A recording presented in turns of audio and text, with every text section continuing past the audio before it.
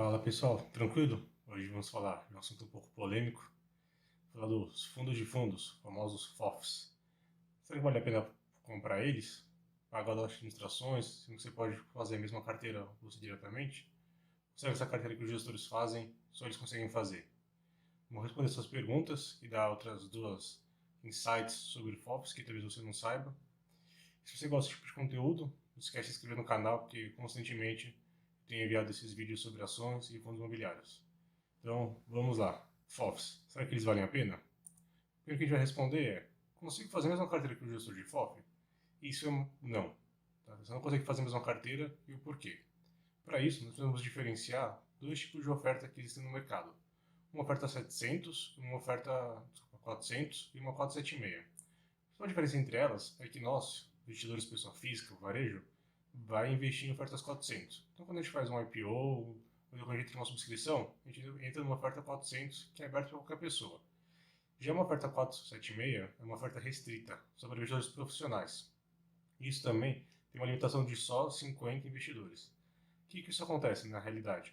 Uma oferta 476 é muito mais barata, porque já tem as pessoas certas que vão comprar, versus uma oferta 400. Então, vocês vão ter, vendo na tela, a diferença de preço que o distribuidor cobra de uma oferta 400 versus uma 476. Você consegue ver que dá uma diferença de quase R$ 1 entre uma cota e outra. Então, nós, pessoa física, não conseguimos comprar 476. Isso faz com que os fundos aproveitem esse, por ser investidores profissionais, aproveitem para fazer boa parte da carteira deles uma oferta 476. Então, quando a gente olha o gráfico da esquerda, que é o RBRF, ele tem praticamente 60% da carteira dele em ofertas 476. Então, mais de metade da carteira do fundo são ativos que nós não conseguiremos comprar. Pode ser que o fundo em si seja o mesmo, mas ele tem comprado uma oferta 476 que é mais barata que a oferta que nós compramos. Quando a gente olha o gráfico da direita, já do MGFF11, um outro FOF, fica em torno de 15% a carteira dele de oferta 476. Isso às vezes é mais alto, é mais baixo. Então tem vezes também, tem alguma estratégia que fica muito tempo no fundo, sendo uma oferta 476, e quando disponibilizado para o varejo vir comprar, eles vendem para eles com algum upside. Então a principal diferença é que não, nós não conseguimos ter uma carteira igual, um gestor de FOF, muito por causa da 476, que traz essa vantagem de perto de um centavo por cota, e tendo alguns fundos que até o gestor quer satisfazer rápido do imóvel para vender para outros gestores, ele faz uma oferta 476 para isso, e muitas vezes você consegue ter um ganho bem diferenciado. Outro ponto que é muito questionado: vale a pena pagar 12 essa taxa de administração? A gente vai ver agora no DRE dos fundos se vale a pena ou não e como analisar isso. Mas você pode falar: pô, Vinícius, eu não entendo de contabilidade, que não sei nem o que é um DRE, é uma demonstração de resultado do exercício. Eu vou te explicar aqui nesse próximo slide o que você tem que olhar do DRE, que é bem tranquilo. Tá? Então, basicamente, a gente vai ter dois DREs aqui, um do HFOF na esquerda e o do BCFF na direita.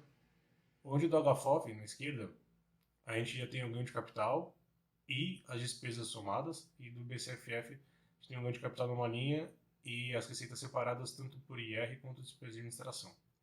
Então a linha mais importante você precisa ver, a linha de ganho de capital. Essa linha representa quanto que o gestor ganha por comprar e vender as cotas dos FIIs dele. Então, para saber se a gestão é boa ou não, ele tem que ter um ganho de capital bom. E quando a gente sabe se é bom ou ruim? Então, como a gente paga uma administração a mais, a gente espera que esse ganho que o gestor gere por comprar e vender, que é a taxa de gestão dele, seja acima do custo que nós pagamos para o gestor. Então a gente tem que ver que essa linha de ganho de capital tem que ser acima da linha de total de despesas. Se ela for acima consistentemente, isso quer dizer que o gestor está entregando resultados acima daquilo que ele custa. Então, um exemplo também do HFOF. Desde o começo do fundo, o gestor conseguiu ter um ganho de capital de 36 milhões de reais aproximadamente.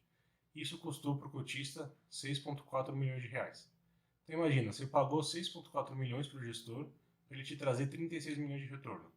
Se você achar que é um retorno que faz sentido, você pagar 6 milhões para receber 36, pode ser que seja interessante você comprar um FOF.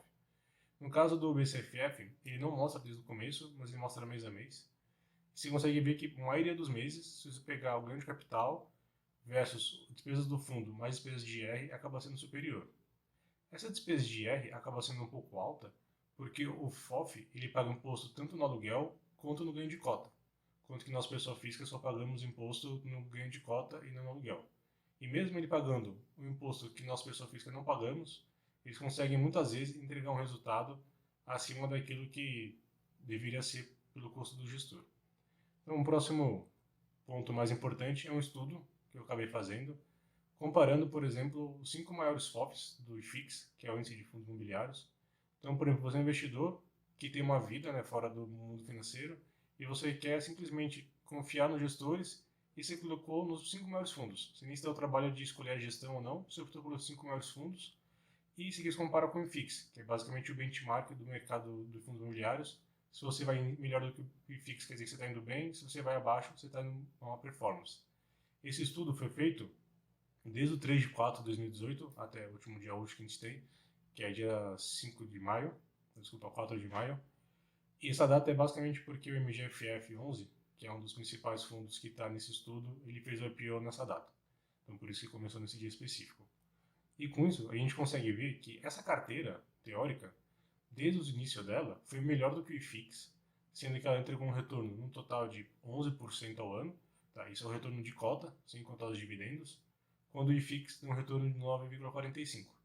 Então o IFIX, mesmo sendo uma carteira mais diversificada, colocar FOFs que têm uma boa gestão e são grandes, tem se mostrado um bom retorno no passado versus o benchmark. Quando a gente pega, por exemplo, janeiro de 2020, que foi o auge basicamente dos FIIs, que foi o ponto máximo deles, essa diferença entre a carteira versus o IFIX era ainda maior. Então não quer dizer que daqui para frente isso seja verdade, mas quer dizer que no passado fez sentido você comprar FOFs, muito porque você não tinha trabalho para escolher os papéis e ainda por cima você tinha um retorno acima do benchmark. Agora a gente vai basicamente para as duas dicas que eu comentei, que provavelmente você talvez não soubesse sobre os FOFs. Então, a primeira delas é que, como eu comentei, o gestor ele paga imposto sobre a venda de cota com lucro. Então, se ele vende uma cota de 120 e comprou 100, desses 20 reais ele paga os 20% como nós, investidores pessoa física. Porém, os gestores de FOFs já estão questionando a Receita e a legislação sobre isso, e o BCFF é um dos fundos que já conseguiu restituir esses valores. Então, a gente coloquei um print da carta do último mês do BCFF, onde ele conseguiu 39 centavos por cota só de restituição de IR. E quando você olhar o dividendo mensal do BCFF, é um pouco acima disso. Então, se você olhar, se isso for algo constante e todos os FIIs de FOFs conseguirem retornar esse dinheiro, a gente está falando de um ganho adicional que você teria por estar dentro de um FII, de um FOF. Porque como pessoa física, se você, por exemplo, acha, putz, igual está passando no Covid, o shopping vai ficar fechado durante muito tempo, não vai ter lucro, você queria estar fora dessa categoria, você teria que vender o seu FII de shopping. E se você tiver um ganho de capital, você vai ter que pagar 20% para ir alocar no outro produto. Caso isso depois se concretize dos FOFs, o gestor poderia simplesmente vender tudo com ganho de capital, sem pagar IR, e ir para uma outra estrutura, um outro veículo que ele ache mais interessante. Então esse é um ponto que vai valer muito a pena, caso realmente seja levado para frente, e todos os FIIs conseguem fazer esse ganho de capital do imposto que hoje fica retido na fonte. E por último, um ponto bem importante é se tem gestores desse calibre tomando conta do seu dinheiro. Então eu peguei o Daniel, da Mogno como exemplo, e o Ricardo da RBR. Então você consegue ver o currículo deles, pessoas que estão há quase 20 anos nesse ramo de real estate, de imóveis. Então, comparado com nós, né, investidores de pessoa física, que muitas vezes a gente tem outro trabalho que não é a área, né, então a gente não tem tempo também de ficar olhando o mercado o dia inteiro. Então, você pensar, você pode ter um veículo que tem um gestor que entende provavelmente muito mais do que nós sobre o assunto, que vai ter um benefício fiscal, caso aconteça do BCFF conseguir levar para frente essa devolução do imposto, e um retorno acima do IFIX sem dor de cabeça. Então, assim, eu acredito que são os principais pontos que você pode levar em consideração quando você vai comprar um FOF ou não. Muitos dos vídeos que eu vi por aí trazia mais opiniões e menos dados, então acredito que com isso você consiga tomar sua decisão um pouco melhor. Espero ter ajudado e obrigado pela atenção.